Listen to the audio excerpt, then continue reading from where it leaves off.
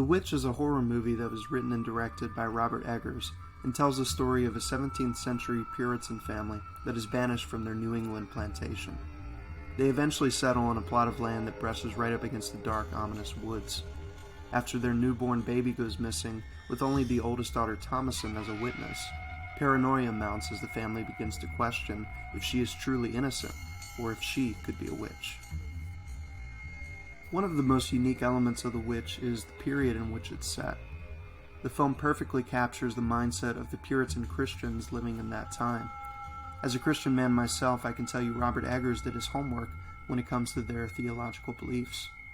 There's a scene where the father and his son go into the woods to hunt, and at the behest of the father, the son begins to recite the children's catechism. This is a common practice among Calvinist Christian families, as it informs the children what the Bible teaches them about God. Later in the scene, the son begins to ask the father if his brother, the baby who went missing, was born into sin, and the father of course replies yes. The son begins to ask how his newborn baby brother could have done anything wrong, and if he is destined for hell. This is working through the implications of the concept of original sin, which the Puritans would have absolutely held fast to. What I appreciate so much about Robert Eggers is although he is not a religious man, he doesn't mock the Puritan Christian views in this film, he simply portrays them as they would have been back then. Eggers is one of the few modern directors with the maturity to not inject his personal beliefs into his work.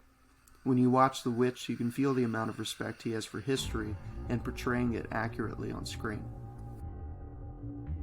The actors' performances in this movie are great across the board. If I'm not mistaken, this was Anya Taylor-Joy's first major role, and she really is incredible, especially for her age.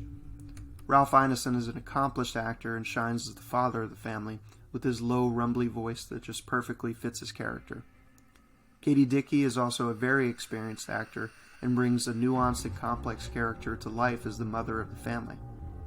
Harvey Scrimshaw plays the oldest son, and for his age, he did a phenomenal job in his role. Child actors are usually just plain terrible, but that isn't the case in this movie. Everyone involved gives it their all, which was definitely a requirement given the challenging dialogue and complex emotions of the different characters. The music was scored by Mark Corvin and is straight up terrifying. He uses screeching violins, creepy dissonant choir singing, and subtle percussion instruments to create a score that only adds to the unsettling atmosphere of the movie.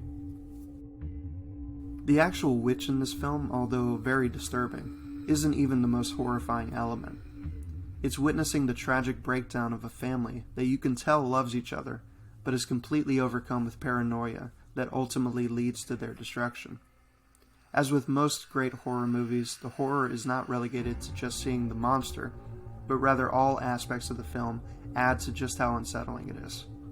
The tension is set from the very beginning and only increases throughout the runtime, and by the end of it you can hardly stand it. I've watched The Witch 3 times, and every viewing I find it more unsettling, more disturbing, more excellent than the last time. It's a film that will hold up over time, and I think will be remembered as one of the best horror films ever made. What The Witch lacks in story, it more than makes up for in its suffocating atmosphere of hopelessness and pure dread. So make no mistake, this is definitely what you would call a slow burn kind of horror. It excels at implication rather than exhibition. But for me personally, that's exactly the kind of horror films I love and want to see more of. The Witch is a dark, oppressive, and atmospheric horror movie that relies not on cheap jump scares, but rather on slow building tension that fills the audience with an unbearable sense of dread. Although it was released in 2015, The Witch feels like a horror movie that would have been made in the 1970s, and reminds me of Stanley Kubrick's The Shining. It's slower paced than most modern movies, the characters speak entirely in Old English dialect, and there's not much blood and gore. This is a classy horror movie for film buffs who can appreciate things like the writing, the music, the lighting, cinematography, and historical accuracy.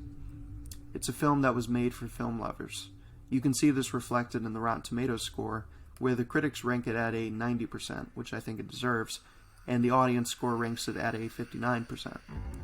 I think this difference in opinion stems from the fact that The Witch is so different than most modern horror films in just about every aspect. Anyone going into this expecting a fast-paced, gore-filled slasher movie is absolutely going to be disappointed. But if you can slow down and allow yourself to be immersed in this movie, you'll be in for quite a ride. If you love horror movies and haven't seen The Witch, definitely give this one a shot. You may love it, you may hate it. Either way, you'll be experiencing a completely unique film that's exceptionally well made by a director who's passionate about his work. And that, my friends, is hard to find these days. Thanks for watching my review of The Witch. Crush the like button if you enjoyed the video, and consider subscribing to the channel if you want to see more videos like these. Thanks for tuning in, and I'll catch you later.